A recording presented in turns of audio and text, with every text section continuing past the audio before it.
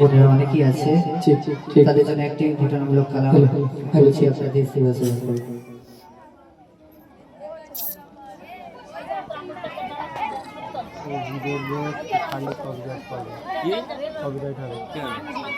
তোর ফোনে তুলে তোর নিজের এতে সব যাবে, নিজে চ্যালেঞ্জ খুলবি। একটি বড়ি মদিনায় চলে গাটুরি মাতায়, একটি বড়ি মদিনায় চলে গাটুরি মাতায়, ভারী বোঝা মাথায় চলো গো মা কোথায়, ভারী বোঝা মাথায় চলো গো মা কোথায়, মুহাম্মাদের জানায় আমি থাকবো না গেতায়, একটি বড়ি মদিনায় চলে গাটুরি মাতায়, একটি বড়ি মদিনায় চলে গাটুরি মাতায়, ভারী বোঝা মাথায় চলো গো মা কোথায়, ভারী বোঝা মাথায় চলো গো মা কোথায়, মুহাম্মাদের জানায় আমি থাকবো না গেতায়, একটি বড়ি মদিনায় চলে গাটুরি মাতায়, একটি বড়ি মদিনায় চলে গাটুরি মাতায়। আল্লাহর রাসূল নবী রাহমাতুল্লাহ আলাইহি তিনি একদিন রাস্তা দিয়ে হাঁটতে হাঁটতে যাচ্ছেন, হঠাৎ দেখলেন একটি বুড়ি কিছু বোঝা মাথায় করে নিয়ে গুটি গুটি পায়ে হাঁটতে হাঁটতে যাচ্ছে, আর তিনি কান্না করছে। তারপর রাসূলুল্লাহ ইয়া হাবিবাল্লাহ হুজুর তখন বুড়িমাকে জিজ্ঞাসা করলেন, এ বুড়িমা তুমি এত কান্না করছো কেন, তোমার এত কিসের কষ্ট, এই কাঠের বোঝা মাথায় নিয়ে জীর্ণ শরীর নিয়ে কোথায় হেঁটে হেঁটে যাচ্ছ? বুড়িমা তখন বললেন যে, বুড়িমা তখন পর্যন্ত জানেন না যে রাসূলুল্লাহ ইয়া হাবিবাল্লাহ তার সম্মুখে তার সাথেই কথা বলছে। তখন সেই বুড়িমা বলল যে, বাবা বলবো আর কি, এমন একটা জামানায় আমি প্রবেশ করেছি, এই মুহাম্মাদের মতো জামানায়, যে তার নামে কালমা না পড়লে নাকি সবার গর্দান উড়িয়ে দিচ্ছে। আমি বাবা বুড়ি মানুষ, এই জীর্ণ শরীর নিয়ে আমি এত তাড়াতাড়ি মরতে চাই না, ওই জন্য আমি আমার বোঝা মোজা মাথায় করে নিয়ে বুটি একেবারে মক্কা ছেড়ে চলে যাচ্ছি। তো আল্লাহ রাসূল তখন বুড়িমা কি বলছেন শোনেন। গুটি গুটি পায়ে তপ্ত মরুর পদরে, জীর্ণ শরীর নিয়ে বুড়ি যেন নুয়ে পড়ে, গুটি গুটি পায়ে তপ্ত মরুর পদরে, জীর্ণ শরীর নিয়ে বুড়ি যেন নুয়ে পড়ে,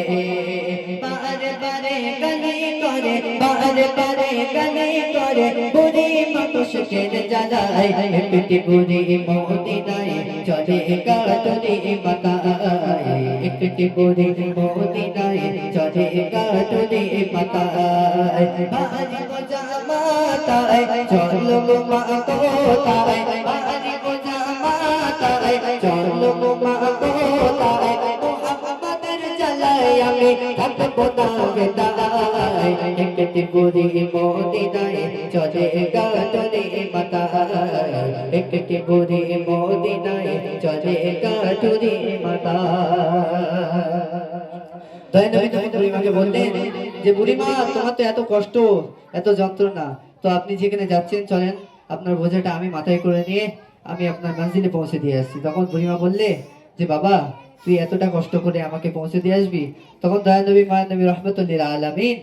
সেই বুড়িমাকে সাথে করে নিয়ে চলে যাচ্ছে তার মঞ্জিলের দিকে। বুড়িমা এক পা দুপা করে হাঁটে আর সেই দয়ানবীর নামে গালি করে, এক পা দুপা করে হাঁটে আর দয়ানবীর নামে গালি করে। রাসূলুল্লাহ হাবিবাল্লাহ হুজুর তিনি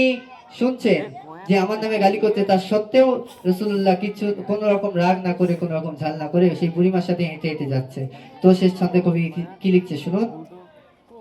পৌঁছে গেল বুড়ি যখন তাকার মঞ্জিলে, বলে বাবা বলো এবার তুমি কোন ছেলে, পৌঁছে গেল যখন বুড়ি তাকার মঞ্জিলে, বলে বাবা বলো এবার তুমি কোন ছেলে,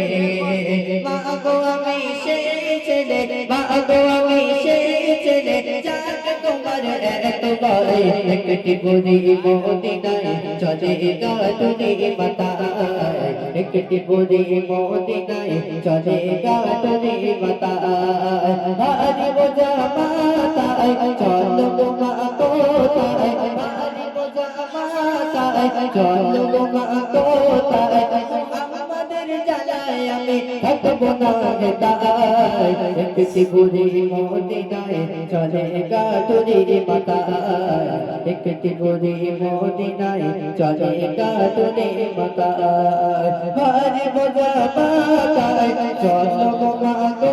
তাই ভারী বোঝা মাতায় চলো গো মা গো তাই মোহাম্মদের জ্বালায় আমি থাকবো না হেতায় একটি বুড়ি মদিনায় চলে কাটুরি মাতায় একটি বুড়ি মদিনায় চলে কাটুরি মাতায় দুজোর তকবীর দাও নারে তাকবীর সবাই মিলে একটু আওয়াজ দিয়ে নারে তাকবীর আরো জোরে দিতে হবে নারে তাকবীর জোরে নারে তাকবীর দেখ মাশাআল্লাহ খুব সুন্দর হচ্ছে তো এবারে একটি বাচ্চাদেরকে নিয়ে আমি কালাম পরিবেশন করছি আপনাদের দৃষ্টি